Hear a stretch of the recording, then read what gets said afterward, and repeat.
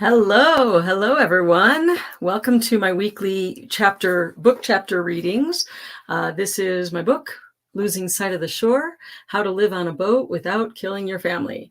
I'm Rosa Román. I wrote this book about my family's adventures living on two different sailing catamarans, and I read a chapter each week of the book here on my social channels.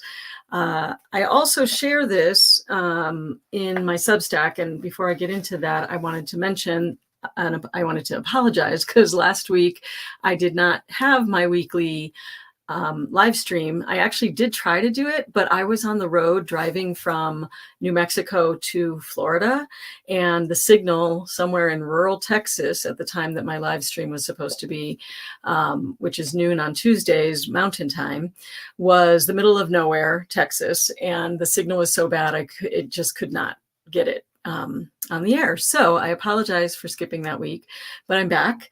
I wanted to tell you why I was driving to Florida. So if you stick around till the end here, I'll give you a little preview of why I'm doing that, why I did that. And without further ado, I'm going to go ahead and read this week's chapter. This is Losing Sight of the Shore, Chapter 13, Stranger Danger. When she's at a marina, there is only one way to get onto the Dawn Treader, unless you swim or pull a dinghy up to our boat, and that is to step from the dock onto the roof of someone's bedroom. Well, this can be annoying when you're trying to sleep and someone is getting on or off the boat. It can also be a good thing when it comes to security. Generally, if anyone steps 1 foot on deck, you will hear it. This is something we were grateful for one night when 2 men boarded our boat for an attempted robbery. It all happened right after Hurricane Matthew. The Dawn Treader was at Riviera Beach Marina near West Palm Beach, Florida, which had been our home for about 4 months as we prepared her for her first crossing to the Bahamas. The evacuation for Hurricane Matthew had been unbelievably stressful, leaving us less prepared to deal with this situation, which happened just a day later. Most of our liveaboard neighbors had not yet returned to their boats, which were gratefully undamaged in the storm, but Nathan wanted to get back to the boat as quickly as possible after the storm passed, so we were already back on board the very next day. The return to the boat was exhausting as we had to undo a lot of what we had done to secure the boat, including climbing the dock lines across to the boat and carrying the dinghy and other potential projectiles out of the living room or salon. We were emotionally and physically spent when we went to sleep for the night. Both Nathan and I jolted out of our deep sleep around 1 a.m, hearing footsteps above our heads. Our minds were a bit foggy, and we both hesitated for a moment. Did we really hear anything? Then we heard it again. Clearly, someone was on deck. My heart started racing. By this point, we already had our new German Shepherd puppy, Nala, but she was just a few months old. I thought maybe my daughter, Ahava, had let her out of her crate and was taking her to her grass patch potty on deck. I raced up the steps to the salon, the living room area of a boat, hoping that was what we had heard. When I saw that little puppy fast asleep in her crate, I started to really panic. I quietly called down to Nathan, "It's not the dog on deck." He whispered, "Turn on the deck light." When it comes to emergencies, my beloved and I have exactly opposite reactions. He is amazingly calm and level-headed. This is the reason he's able to work in the ICU, intensive care unit, at a hospital and help people with crazy bodily trauma. I, on the other hand, turn into something like a chicken with her head cut off. If someone is bleeding, there's a good chance I will faint. And as I learned that night, when someone is on our boat in the middle of the night, I don't understand simple instructions like turn on the deck light.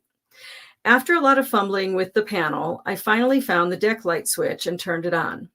This was promptly followed by yelling and then what sounded like a herd of elephants over our heads as the 2 men realized the boat wasn't empty and scrambled to get back to land. The sight of them switched my mind into mama bear mode, and I ran to the kids' room in a panic, thinking these guys might be after something more valuable than our electronics. When I got to where their rooms were on the port side of the boat, I started screaming, "Ahava, Ziva, Samuel!" Samuel and Ahava responded right away, but I didn't see Ziva anywhere. Oh, my heart stopped for a few moments. Finally, sleepy-headed Ziva stumbled out of the bathroom saying, "Mommy, why are you yelling?" Apparently the commotion woke her up too. I told the kids to stay put and rejoin Nathan in the salon. By this time, Nathan had retrieved the gun from the safe and was heading up to the deck. I am grateful he never needed to use it. As we stepped out of the cabin, we could see the two men already running down the dock, carrying something square as they got away. One of them was limping. One of them was limping, clearly having hurt himself as he jumped off the Dawn Treader. Serves him right, I thought. We were convinced that they had gotten away with our newly installed, ridiculously expensive navigation panel. But as we made our way to the upper helm deck, we were happy to see that nothing was missing.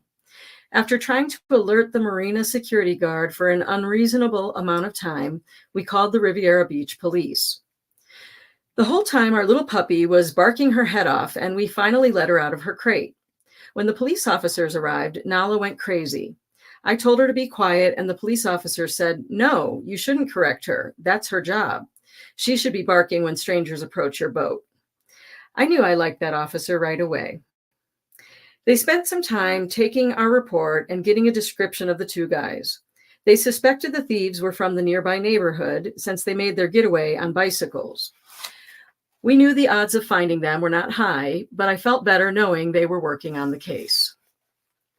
It wasn't until the next day that we discovered what they had stolen. Nothing was missing from our boat, but the neighboring sport fishing boat was missing her whole instrument panel. We contacted the owner to let him know about the theft, and we both grumbled at the lackluster response from security. Before this, I always felt pretty safe at that marina, but this was a wake-up call for me. Part of living on a boat is learning to be completely self-sufficient, and this applies to security too. With marina security unreliable at best, my husband traveling frequently, and our 3 kids aboard, I knew I needed to take matters into my own hands. One of the things I dislike the most about living on a boat is the same thing I dislike the most about being female anywhere, feeling vulnerable. And I know plenty of men feel this way too. Just as the Georgetown walk the dog incident brought out my feelings of vulnerability over not being able to move the boat by myself, the attempted robbery left me feeling physically vulnerable. What if the robbers were after more than electronics? What if I had been sleeping alone and they had come into the cabin? What if they had gone after my children? Although we believe in the Second Amendment, I really don't want my only option for protecting myself and my kids to be shooting someone. The reality is that a violent trespasser could get to me before I could get to the gun if they really wanted to. What I really wanted was an advanced warning system, which I do have now that Nala is older and well-trained, plus a way to get the people I love to safety if we were ever attacked. Enter Huang's martial arts and the Krav Maga badass, Christina Huang Lefkowitz. Krav Maga is a form of martial arts created for the Israeli Defense Forces, IDF, which combines judo, boxing, karate, aikido, and wrestling to disarm an attacker. I've been curious about it ever since seeing the character, Ziva David, take down a guy twice her size in the show NCIS. Yes, the same Ziva character that our own Ziva's name came from. It wasn't until those 2 guys boarded our boat that I finally decided to look into taking a Krav Maga lesson. The closest gym offering classes was Huang's. I went there very nervous about the whole thing, but after meeting the owner, Christina, I left feeling empowered and excited. Because we were preparing to sail to the Bahamas and would only be at that marina for a short while, we decided private lessons would be best. Twice a week for the next few months, not only did the kids and I learn some basic Krav Maga, but our new nanny, Allie Miller, joined us for the training too. Most of the moves we learned were focused on breaking free if someone grabs you or protecting yourself if someone is wielding a weapon. But because we moved aboard after a disturbing, despicable pirating incident when 2 cruising couples were murdered by pirates on the catamaran SV Quest, we wanted to do everything in our power to protect ourselves. Granted, we had no plans to go to Somalia or any other areas known for piracy, and I have since learned how rare incidents like these are involving cruisers. But we also knew that when you are out there on the ocean, you are often truly on your own. We wondered if basic self-protection training would be enough. Gratefully, Christina and her husband understood our concerns and truly went above and beyond to help us prepare. The couple came to the Dawn Treader armed with some fake weapons and spent the day running mock scenarios to help us develop a family security plan. It was so helpful to walk around the boat discussing what ifs and having these experts share their ideas for what each crew member should do in the event of an attack. This is not to say we will go looking for trouble, but between our Krav Maga training and our trusty German Shepherd on duty, we all sleep better at night on land or at sea. And that is chapter 13, Stranger Danger, from Losing Sight of the Shore, How to Live on a Boat Without Killing Your Family. Yeah, that incident was intense, and I remember it so vividly, like it was yesterday. And those kinds of things, like, I know people are always like, oh, aren't you scared to live on a boat? And I think they mostly mean, are you scared to live on the water? Are you afraid of the weather? Are you afraid of sharks? The answer to those are yes, for me. But I'm actually more afraid of people. And so that's kind of interesting. And I feel that way wherever I am. And I'm sure most of you females can relate. And maybe many of you men as well. But basically that feeling that you know, if I can have a little bit of extra protection and figure out how to keep myself and my family safe, I'm very much all about that. Okay, enough about that. I just wanted to tell you before I let you go that we are moving forward with this whole boat buying plan. It's in Spain. And the plan is to cruise in the Mediterranean, which is amazing and crazy. And I can't even wrap my head around it fully yet. But there was an opportunity for us to have a big mega yacht, a boat, a friend of a friend, take some of our stuff from Florida to the Mediterranean and take it to our boat, which is amazing. But I had to get there in like 2 days' time. So I literally drove across country, and it was an adventure. So I'm going to write about that. I write about that and update more of kind of it's kind of like a newsletter and a blog